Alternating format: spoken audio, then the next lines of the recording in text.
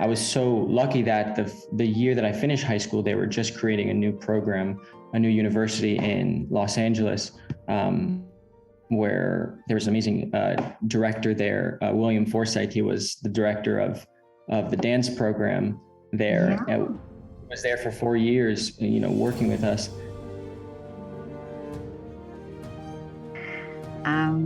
You're my first interview for the new year. So this is why my setup is a bit in Christmas time still. That's okay. Get that ready. Okay. Brandon, it's so lovely to talk to you. I'm so happy that I heard from you, and you are in Paris at the moment. Yes, I'm in Paris. That's my mom is from France, and my grandma lives here just about 20 minutes from Paris. So. Oh, wonderful. So, but you've been in America in the past year. Yes. I was born in America, and I've been living in America my whole life. Okay. Yes. So, and you did your ballet training there as well? Yes, I did my ballet training in Tampa, Florida, in a ballet school called America's Ballet School, and yeah. Okay, so but how did ballet start for you? What was the interest in ballet when you were younger? Yeah, so I started with, it was my sister, who's 4 years older than me. She's a professional ballet dancer. And right next to her ballet studio growing up, there was a karate studio. And so I started with karate, and every time I'd finish practicing, I'd go next door to see my sister dance every day. And I guess I just fell in love with, watching the dance. And in Florida, there's not too many, at least at this time, there's not much of a community of a lot of male ballet dancers, at least at this time growing up. And so they were always asking me, start ballet. And eventually I gave in I started when I was 11 years old. And yeah, I just fell in love with it right when I started. So. Well, that's quite old, if I say, to start ballet, because usually, they start at the age of 4 and 5 and so on. So was that difficult for you to start then, and that compared to the others that started when they were younger? I think maybe it would have been easier if I started younger in a way, but I think I was physically, I was stretching a lot in karate, and I was moving a lot. I did gymnastics a little bit growing up, so I was stretching there as well. So I think a little bit, at least, I had some sort of physical introduction and coordination, at least. But yeah, I guess you could say a little bit late. Well, I actually know of dancers who have done karate they were professional dancers, but they did karate for some aspects of it that helped with them. I wouldn't say that it helped with the dancing, but that it's a different sort of activity.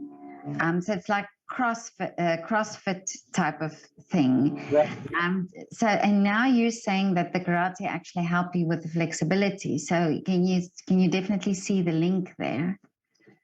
Yes, I can. I think, not just the stretching definitely helped with the ballet, but also I think there's, a certain attack in karate that's in the body, and kind of like engaging like your fast twitch muscles, to be able to react quickly.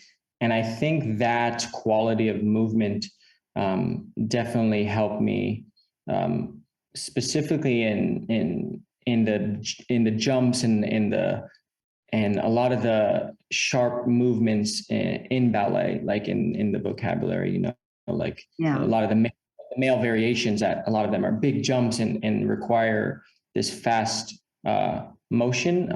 I think it did help a little bit. So from there, did you do vocational training then as well? The ballet school that you went to, is it a vocational school? So it was outside of my academic high school. So I went to just a regular Oh, I public, see.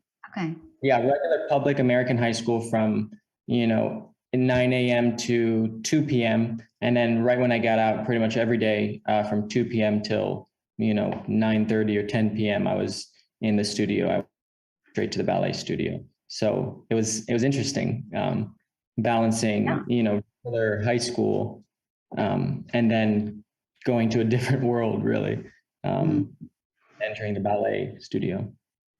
Were there a lot of your friends who sort of questioned what you were doing? Because in America, sport is quite a big thing, and I think in schools as well. That football and all the types of sport. Most definitely. Yeah, I think growing up, I don't know why, but especially because it was in elementary school that I had started ballet. And so, of course, all the guys were so confused and they were like, "Are you okay? Why are you doing this?" But for some reason, there was part of me that was so proud, and I loved it so much. And I remember there was a time where we had to make a speech for the whole school. It was a project that we were doing for the school, and we had to make a speech for the whole school. And for 2 years in a row, or no, 1 year, I wrote a whole speech about the being open-minded to boys doing ballet and the importance of boys doing ballet. And so, although it was hard, elementary school all the way to high school, I got teased all the time and all of that. But I think I always was confident and explained why I do this. And yeah. For me, it's something very interesting is the moment people who are not really, who don't know the ballet world, when you say it's a man doing ballet, they immediately picture a man in a tutu. I don't know why people do that. Yes, I mean, I personally think it has a lot to do with just, at least in America. I mean, whenever ballet is advertised in media, it's always, like either like a Barbie commercial with a girl in tutu, so I think it has a lot to do with just media advertisement at a young age, highlighting the ballerina body, I guess. But now what I also think a lot about is the fact that, so you went to a school, say a normal school, and then you had to go outside the school to do ballet. And of course that had to be funded, and your parents probably had to pay for all these lessons. So if you want to become, or if you want to get on a specific standard, it would mean that you have to have more lessons, you have to more coaching, and that all had to be paid for. So for somebody, say, who wouldn't have that,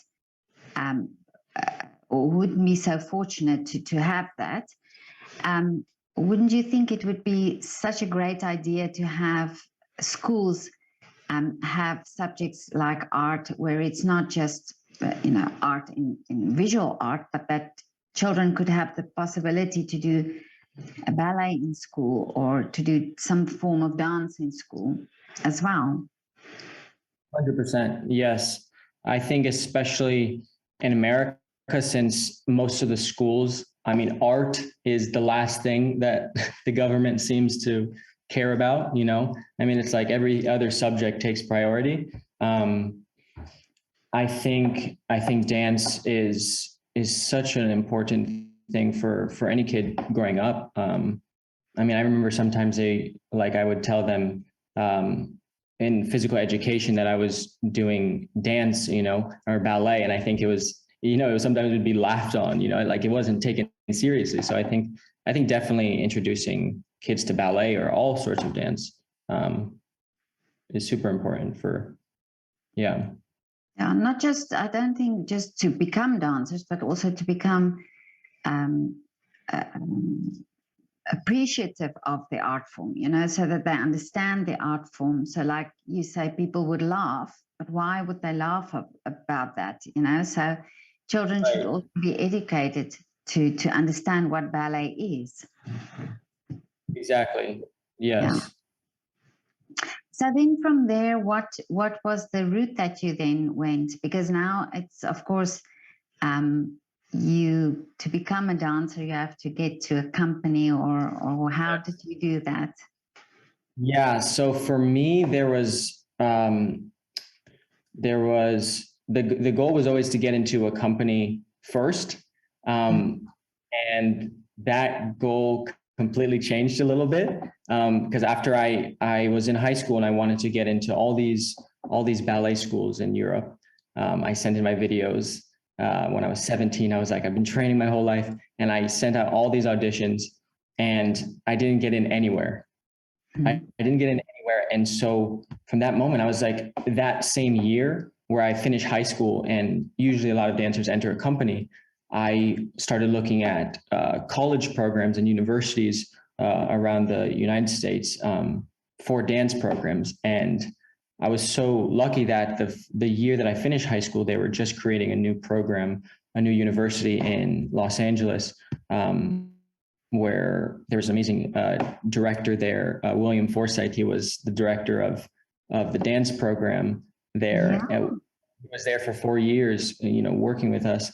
And that program was created the year that I finished high school. So they were just creating the first class of dancers to work with Forsythe, and all these different members from different dance styles, from hip hop to contemporary. And that ended up being exactly what I wanted without exactly knowing it. Although I always had I was always like ballet company. Once that didn't happen, and this opportunity came, it was exactly what I wanted. I mean, I was always the kid after ballet. I would go home and start breakdancing, or I'd start doing other stuff. Yeah. I was always open-minded, although my goal was like always stuck on ballet company. I always had the passion for other styles since I was a kid, even before I started ballet. Well, then these things work out as they should, you know. So that's the reason why you had to. So tell me more about this program that you did with William Forsythe. Yes, so it was a 4-year program, Mhm. and essentially the goal of the program is to really find, I guess, an equality between all the styles. You know, so it wasn't really you know, a program just for ballet or to get into a ballet company, but it really allowed all the dancers to train at least in the first 2 years.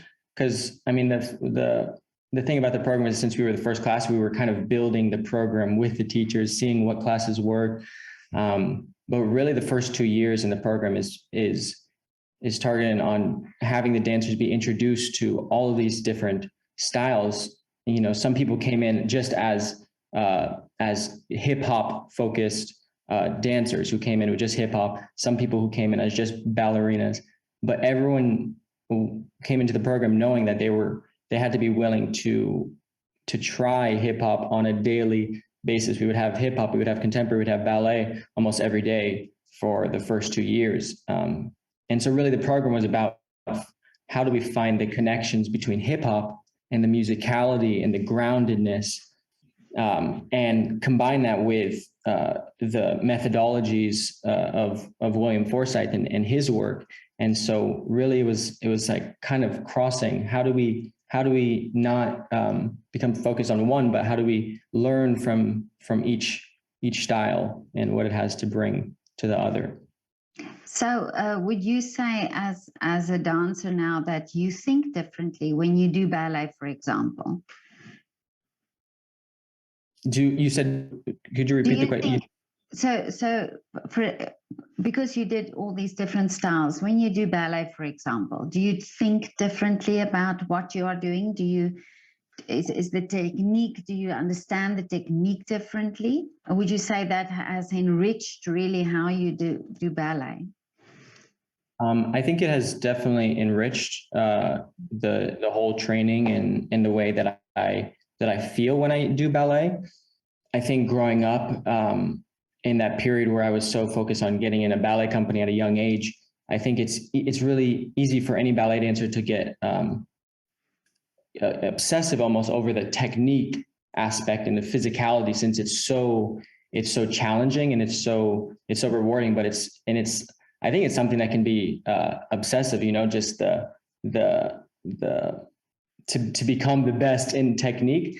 But I think exploring and taking part in all these different styles allowed me to just experience ballet differently. It's like for doing hip hop, especially, being able to improvise and listen to the music and really find yourself within the music. It allowed me to go back to why I started dancing, really, which was, being involved with the music, and I don't know, it brought me more joy. Really, I guess. Yeah. So yeah, that's interesting, because sometimes when I speak to musicians, they also say, playing different genres also is connective in a way, and it also makes you play the music differently. So this is interesting for me that you say this about the dance as well. So what would you say after the 4 years that you've done your training there? What is it that you really want to do now? Yes. Well, right now I'm currently dancing with a company in Florida called the Tampa City Ballet, and that's where I'm currently training and creating. It's a newer company, but I would love to be a part of a company that tours, and I would love to share my movement and my art with the world, really, and just be able to tour and dance in different theaters around the world. But I'd also love to continue this kind of culture that I learned and was taught at my university, and to bring that love that I felt there, and to bring those methodologies to the world, and to teach more, and to hopefully bring more dancers into this kind of culture of how do we be open-minded to, and how can we learn from multiple different styles and techniques. So yeah. And is it would you like to, or can you see yourself being freelance, or would you like to say be with a company? Do you think that's where you would be able to do this in a way? right, at the moment I'm actually able to freelance and be with the company at the moment, because my company Oh, I see. it does more project based, like we do films and we do shows, but the schedule at the moment, it still allows me to do maybe a 3-week little show with another company somewhere else, or something like that. So at the moment, luckily, the schedule with the company allows for that, and also allows for the ability to teach different communities in Florida. And so, yeah, but I'm open to also, if it's another company that I have to just completely be on tour for maybe a few years, I'm okay, because at least I'm still sharing my art. Yeah, yeah. So now, tell me, what is your wish for 2022? My wish for 2022 is to continue training, to build the community that I was speaking of, and to bring all different styles of dance together, and to build that community in Tampa or wherever I am in the world, and to perform as much as possible, either with my company or if it's a freelance opportunity, but just to perform, and also just to create as much as possible. Yeah. Well, you've seen now how things work. Things happen as they should. So if you say, if you express the wish, then you know, it happens the way it should happen. So that's wonderful. Yeah. But so listen, did you said that you wanted to dance, to do something? Yeah, sure. Yes, yes. Yeah. Did you prepare something? Yeah. Wonderful. Okay. So let's do it. Alrighty. Awesome. So It's tell me gonna- a little bit about what you're going to do. Yeah, so this is an improvisation. It is a song that I love, that I like to dance to, and you'll probably see a little bit of ballet, maybe, and a little bit of different styles, and it's Wow. just yeah. Wonderful. Do you do choreography as well? Your own choreography? I do. I do. Is this also something you would love to do in the future? I would like to choreograph in the future. I think most of the time my heart is in improvisation. That's where I feel most free. So yeah. Okay. Well, I'm looking forward. All right. Okay, let me just get in a good view.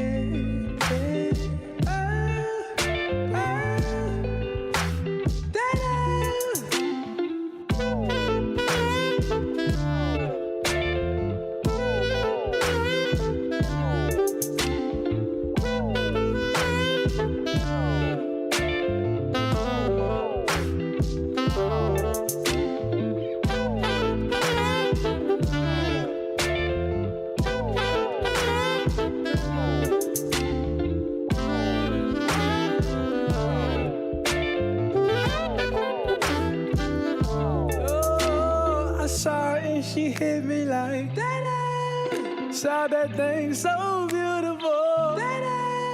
She just hit my heart. Oh, full force and she got me like I be like, baby, why you so fine? Got to make you mine. So hard to find. They be like, oh, how'd you do the thing? The way that you do it, and she ain't even show nothing. She be walking Oh, this is wonderful. Oh, this is beautiful. Oh, Yeah, oh, amazing. Yes, I can see all the different styles in there. Amazing. Wow, you are very talented. It's beautiful, really. Yeah. No, I love it. Thank you so much for doing this. This was really something very special. Yeah. So I really wish for you, and I really hope that your wish comes true for 2022, and also that your wish comes true for the future. That you have the possibility to show your art and to show your talent as well. thank you so much. Yeah. And what is now for you coming up in America? Are you going back to America now? Yes, I'm here in Paris till January 10. Yeah. And then I return to the States after that, and I'll be performing a little bit in the end of January in Tampa, Florida, and Yeah. after that. Well, I will follow you on Instagram and see what you're doing at Tampa City Ballet. Yeah. So okay, I will follow you there and see what you are doing and what you are up to. And keep me posted if something happens in the year that you would like to talk about. I would, if it's a new project or something, it would be wonderful to catch up with you and, see how things developed. And I'm always, because when people express their wishes here on this platform and the wish comes true, then I would always love to hear from that. I think it's very positive then. Most definitely. Okay. And have a lovely time in Paris. Thank you so much. Okay. Okay, Brandon. See you soon. Bye. Bye. Thank you.